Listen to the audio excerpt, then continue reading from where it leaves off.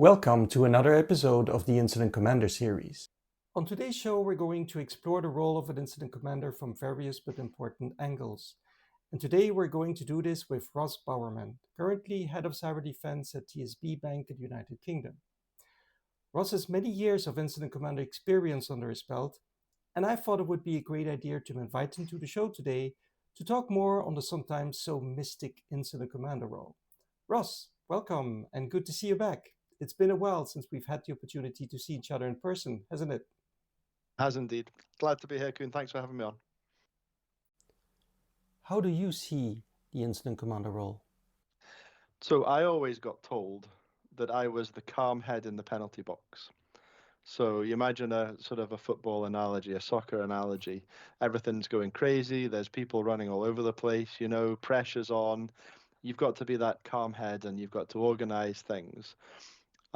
Your main role, you've got lots of roles, but your main role is to try and turn the chaos that you're presented with into a plan.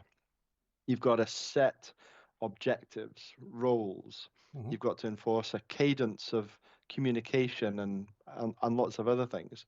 You've got to be able to get rid of blockers that are in anyone's way, not just even your own way, to get from the chaos that you're in to the plan that you've set yourself. There's a lot of things you've got to do, and I don't think you could sum up an incident commander in sort of one word or even one sentence. It's lots of different things, and it changes. True. You And might and then how long does it generally take to move from that chaos to structured phase, so to speak? that's the part that depends on lots of different factors. If you're delivering the incident commander role as a service, as we were, Mm-hmm. when we worked together, you've got different levels of maturity for the client that you're working with. Mm-hmm. Some are very mature and didn't need a lot of hand holding at all. They already had almost an incident commander. Maybe it was an IT director or something like that already on staff, able to help you with those things or do some of them. Others were very immature, and you needed to do a lot of hand holding and set a lot of things that, again, other clients may have done for themselves. So it varied. Hours in some case, days in others, maybe even a little longer for other clients. What is the difference between the incident commander and incident leads? The incident commander instantly brings a sort of a sense of gravitas, a sense of seniority into the incident that could have been fairly unstructured before. People are familiar with delivery leads or technical leads, and it just happens to be the person who's good at, technical things, forensic things, whatever it may be. But to call yourself an incident commander, it's yours. You've got a command. It's hard to do that without doing it. If this is something that interests you, you're watching this back, and people think, I could be an incident commander. I'd hope you could, but go and shadow someone who's done it before, and you'll learn a Yeah, lot from that. I agree. Either be a scribe, for example, Yeah. just to start observing in incidents, and then potentially be a deputy at some point until you hmm feel comfortable making that switch. Let's talk about accountability and blame. So without wanting to get too militaristic again, there's a very good book called Extreme Ownership by a chap called Jocko Willink, I think is his name, and he's a US military type. But Mhm. take that away. The message of his book is not militaristic. It's extreme ownership. It's your team. It's your incident. You own it. You own the problems. You own the issues. You own the outcomes. You own everything on it. If there's a problem, it's your problem. You want to make sure there's no anonymous heroes. So everyone, if someone does a great job, you call it out too. You've got to do that praise and criticize, not in public, of course. And it Yeah, could be that lowly SOC analyst again. I'm not getting a SOC analyst. I love SOC analysts. I've worked with them for years. But it could be, and you're right, it could be just a sort of virtual high five for that person, which is really good. If you've set it up correctly and you've got task owners, you've got work streams running, you've got dates, you've got times that you need things done by, Mhm. that becomes again very, very much easier. If someone comes to you and says, listen, we're really not going to have this update in an hour's time. That tool's still running, that scan's still scanning, and it's going to take us 3 hours. Well, That's cool. You've set that environment up where they're able to come to you and tell you that it's not going to be ready by the time that you've expected it to be or asked it to be. All right, cool. That's one of the things that's going to happen. You've got to roll with the punches here. So you might set it back a couple of hours, or you might go ahead without that information. So there's, again, setting that ownership, setting that that expectation, and again, a culture of come and talk to me if this isn't going to work out. What about cultural differences in the ecosystem? So I talked about the title incident commander. That's obviously quite sort of militaristic, in its name alone, and the things that you do and this construct of it can often be quite militaristic.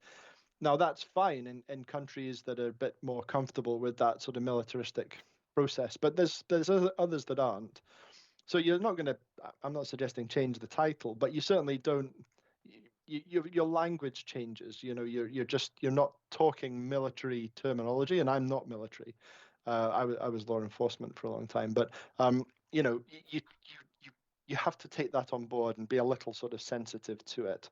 Um, some cultures don't let or allow junior voices to sort of speak up during that process, and sometimes during an incident the most junior person can actually have the most valuable information. It could be the lowliest of SOC analysts who maybe have just started, but they've got that nugget from their EDR telemetry, and they don't feel they can speak up. Again, that's part of your role as incident commander, is to recognize that, but be sensitive to it. In certain cultures, that's a tricky one to navigate. But just creating that sort of that sense of openness and allowing, maybe explicitly, the junior people to speak up to. Language also plays a role, right? So if Sure. you obviously speak in someone's language, I think that has an impact overall as well. And that, specifically when I look at the European continent, whenever I deal, for example, with German or with French customers, they clearly really feel more comfortable when you speak their own native language. But this Absolutely. is a problem, right? So if you're a global company, if you're covering the entire globe off with specific incident commander roles, usually you will have English or American English or British English, whatever, to be your guiding force in terms of documentation, meetings, emails, etc. But I do remember being on a call with some of the analysts from a customer, and I really could not understand what they were saying. I was just, please send it to me in email, without offending them, but really offering them an option to still bring the information over to. Very much so. Be cognizant of time zones. Yeah, you're right. Maybe it's easier for that person or that team to send a written update. Yeah, that's all very good points. I'm lucky that I had you, because I can't speak French or German apart from ordering beer. So it was good to have you along. Business English is well spoken across the globe. That's a given. Computers log in English most of the time. You know, people looking at technical tools are going to be seeing English in there. So that's certainly very, very helpful from a selfish perspective. But you're And absolutely right to take cognizance of all and of those things. actually, AI tools also help, right? These Mm. translation tools where you can start translating now live sometimes when people are speaking another language. I've actually seen that more and more in use as well. But obviously, the two-way communication is still a little bit difficult, because usually all of these tools that we use, you can set, for example, a primary and a secondary language, but not necessarily switching between the two quite easily, from my experience. But I guess, talking about AI tools, is there anything that you've seen change in the last couple of years in your approach? How are you embracing AI? So, not speaking out of school, but having used Copilot to summarize meetings and assign actions, just for regular, boring ad hoc daily stuff, it is incredibly cool. And if we'd have had that, if I'd have had that working as an incident commander, that would have lightened the administrative burden quite a lot. That Mhm. would be nice. And even AI, some of the I'll talk Microsoft's, because we're a fairly heavy Microsoft shop, but using Copilot and Security Copilot to do things within the Microsoft ecosystem is powering up Mhm.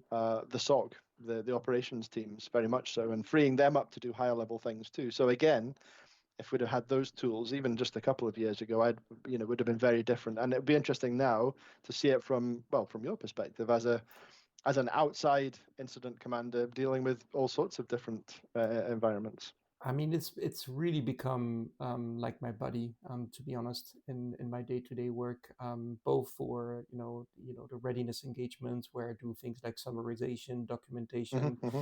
even just using AI to give me ideas on how to rewrite a sentence, maybe in different variants or with a specific target audience, can really help, in my opinion. And as I agree also on the meeting side, summarizing those is really key. One of the things that I also have started using to educate people on also the threats that AI bring is giving examples of voice cloning and the Mm. exercises. We've seen the Hong Kong incident. It was the beginning of 2024, where this poor employee in Hong Kong got tricked into a meeting, and everyone was fake except himself, and they were impersonating voice. They were creating deepfakes to give that level of trust. And obviously, that brings us to the level of or let's say the subject of verification, because video and Hmm. voice, is that really still accurate today, or do we need to take additional measures, in your opinion? It's a very good point, and it's actually a very important part of the war room that we didn't cover before. So one of the things, again, I would always do, I should have mentioned this before, is go around every single person dialed in or sitting at the table and Yeah. ask them who they are. And does someone vouch for that person if they don't know who they are? Are they Mm. a third party? Are they invited? Are they supposed to be there? Because, as you know, and we've seen it, the bad guys will often stay within the environment. They will view Word documents, recovery documents. They'll be in Teams conversations unless you know who everybody is. So really, really important to do that. And you're right. If they can use, if they're in the Teams war room with you and they can use AI to summarize and see the actions too, then it's unstoppable at that stage. What does the so what mean to you? So to me, again, it takes me back to that title, that command title. You're going to be commanding. Mhm. So I would always say things something like, I'll own the decisions, you own the actions. So I'm making it very clear from the word go Mhm. that I'm deciding with your help and guidance and steering, but you're going to be the one actually doing the things, presenting the data back at the next update meeting or the next, forensic update, whatever it is that you're going to be doing, but you're going to be doing the actions. What that does is it takes you as incident commander out of doing the actions too, Mhm. which is, it sets that bar, that understanding very cleanly. And I always had a sort of, you haven't asked me about finishing them yet, but I always, at the end of every sort of start of a war room and every cadence of meetings and updates thereafter, I would always say, is there anything else that I can do or say that is going to make your life easier, that is going to take any blockers away from you? And you literally go round the room, either Yeah, physically or and virtually. and from my experience, sometimes people, are a bit scared to speak up. If there's something that worries them, or if there's any blockers. And I think by taking that, direct approach and one-to-one approach, you really include everyone to bring up their opinions, concerns, or potentially they even have good ideas also how Yeah, to lead the investigation forward. But very much so. not necessarily feeling comfortable enough to speak up unless you actually trigger that from them. Oh, no one feels comfortable, and not even the incident commander, until you've got a cadence going where you're starting to feel a bit more comfortable. But no, setting that cadence. There's a lot you don't know when you go into these war rooms when you open them virtually or in person. So you're going to have to spend a little bit of time at the start saying what we know, what we don't know, and what we're going to do next.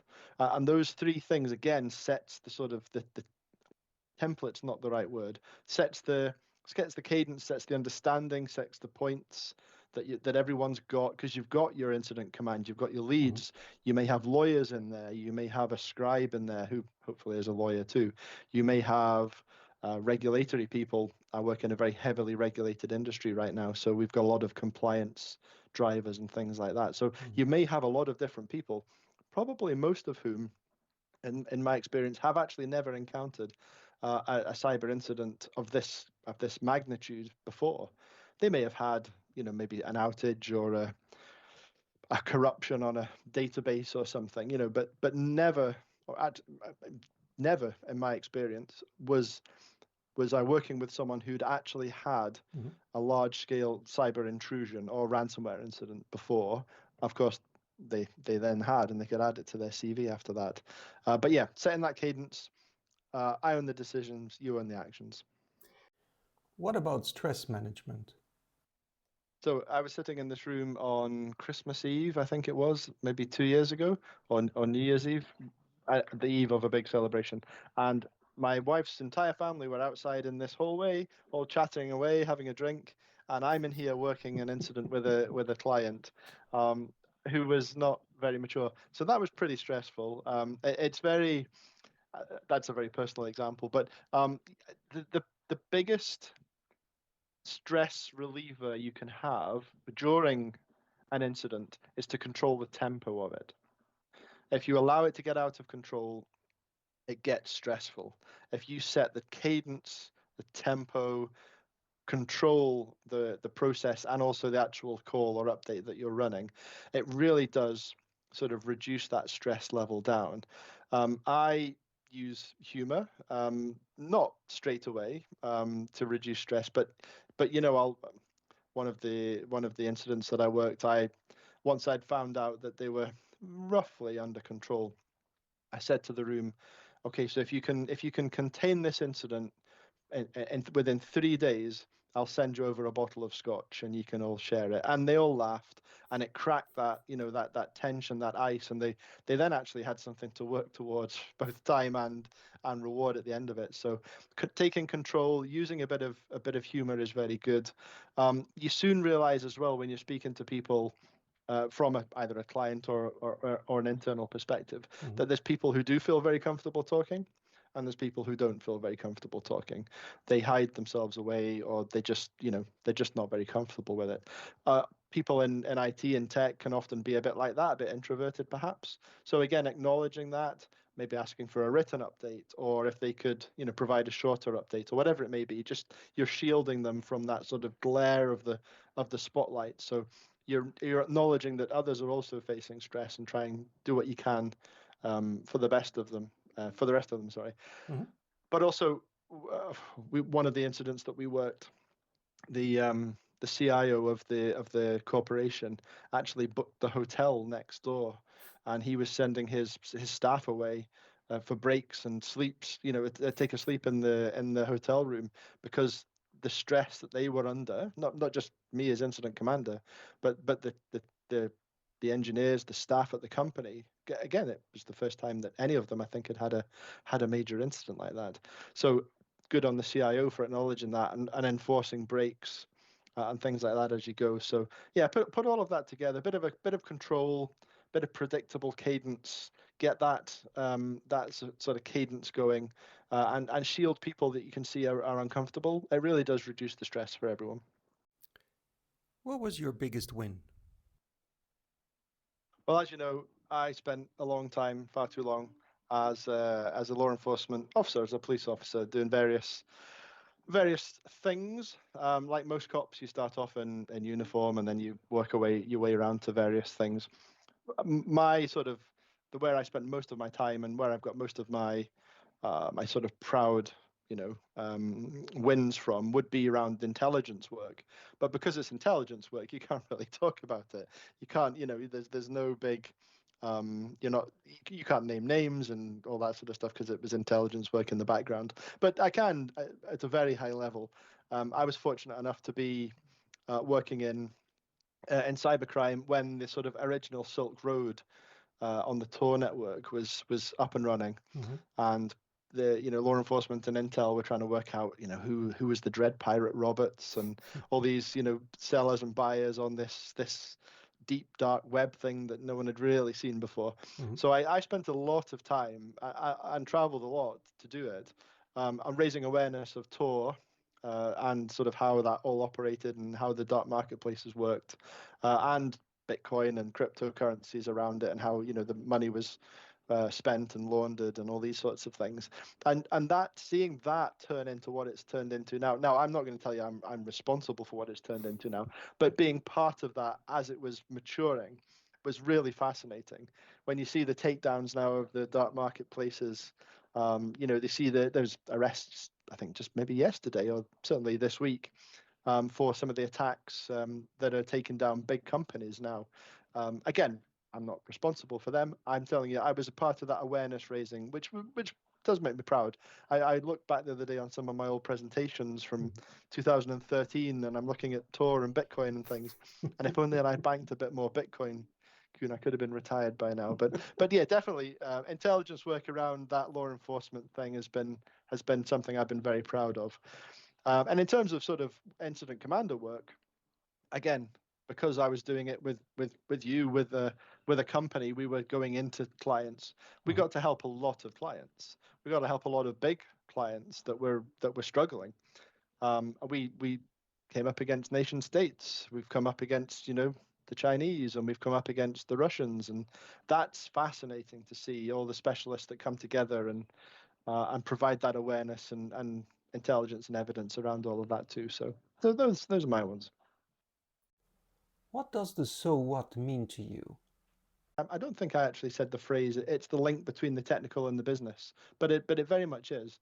And when you're doing that reporting back, again speaking from an external commander perspective, there's a few things you've got to remember. You've got to remember the customer. First of all, that's the most important thing. A lot of these reports are going to drive compliance actions too, regulatory actions. So you've got to bear that in mind. Again, it's on the customer to do that part, to take that regulatory part forward, but you've got to write it with that in mind. And it's also, you've got to remember the cash, you've got to remember the money, the expenditure on all of this too. That's all got to make sense. Checkbooks open, as you know, during incidents for the right reasons. We've got to get to the bottom of this. We've got to stop it. We've got to stop it happening again. And all of those things have got to be brought out into the report. Execs don't want to see 10 appendixes of IP addresses and file hashes and things. They just don't care about that at all. They do care what's changed for them, any operational impact that this may have or have in the future, any regulatory exposure that may be involved. Brand and reputation is usually Very one of much so. the drivers on that side. True. Yep, absolutely. But again, from a report perspective, you're not making a comment on that externally. You're just simply saying, what happened, that sort of statement of fact almost in that report. And that's actually quite an important point. Just as I've said that, a lot of reports, certainly latterly, and certainly within my current role, you've got to stay away from any ambiguity. You've got to stay away from these pages of IPs and hashes. A statement of fact is probably as sexy as it's going to get from a report perspective. It is literally the facts of the incident with no ambiguity, no flowering up or anything like that. You don't need to tell a story. You just need to list the facts, what happened. You need a confidence level. That's very important to know if you're making assumptions, what decisions were made and when. That scribe that we talked about before is very important to get in there too, and keep it as short as you can. That would be my advice for Like a for one the pager, reporting. right? Usually a one Yeah. pager is usually more than enough, at Yep. least in my experience. Okay. Good project management now, plan on a page. That's what everyone talks about. If you could get a report on a page or on a slide that summarizes it to an exec, that's fine. They like simple things like graphs going up, and they like lots of green things. And if you can get those things on a PowerPoint slide, then you've won the game. How to celebrate the win at the end? After the dust settles, after the incident is done, how do you celebrate the win with your team and your peers? Are there any traditions or memorable moments that you would like to share with us? So the common one is a simple thank you to everyone. Sometimes you've had someone who's been sort of unsung, someone quiet, who hasn't played a vocal part in it, but they've had a very important part still. So you need to call all of the roles out at that particular time, quite soon after as well. You're not billing time for all that sort of thing. It's just something that you do, and that could just be a call to the CIO to let him or her know that their team's been really good, and to allow them to cascade it. Sometimes it could be a personal note. I've done that before too, and had notes back from people to say thank you, which has been really nice. And if it's an internal thing, or it's something that maybe we have worked on, I'd like to think we could go out for a meal or a bit of a celebration at the end of it too, but not really sort of traditions yet. Hopefully, you're not having that many incidents that it becomes a tradition. But yeah, just an acknowledgement of everyone's work. That almost goes without saying. Yeah, and I think it's also part of what I call the lessons learned, right? So in the lessons learned, you talk of the things that went well, the things that didn't go well, but in the end, everyone is usually working with it from a very positive angle, right? Positive intent is what they use, and everyone learns from it, and then yeah, good celebrations. I think one engagement that I remember that I worked that we were working several weeks on. We were actually invited to the customer site and spent a day with them together. They basically invited us over, and we had lunch, and I did a presentation on the good and the bad of the incident, and they did also share their lessons learned. And so that two-way lessons learned process was really interesting, I think, to observe, and Yes. really valuable for me and for the customer.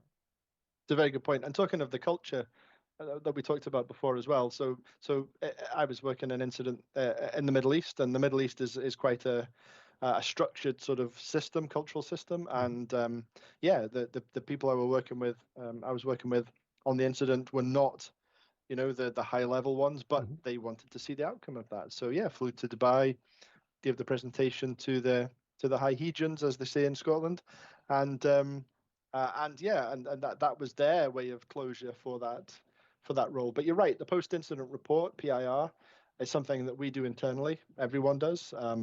And you're right to call out anything that needs calling out. I think I mentioned it before, but a lot of these incidents are CV builders for people. You can see nobody wants to be in an incident, but when you are, you do learn a lot from it. You don't want to be in too many incidents, but you do learn from them, and they definitely develop your skills as you go. Let's wrap it up. So thank you very, very much for being on the show today, and hopefully we see each other soon in person. Thanks, Kuhn. Appreciate it. It's been great fun. And if anyone watching wants to become an incident commander, we talked a little about shadowing. That's great. But do some exercises. Do some live fire exercises within your own environment. Take on some training. Look at the media and the execs, how they train with comms teams and things like that, legal teams. That sort of thing will stand you in very good stead. Not doing another SANS cert, as important as they are. You've got to spread your wings and become uncomfortable with some of these worlds. But yeah, no, thanks for having me on, and anything I can do in the future, let me know. If you like the content of this episode, do not hesitate to leave a like, comment, and subscribe and follow the series on the various platforms it is provided on. Please also feel free to suggest any topics of interest that you'd like to see discussed on this series.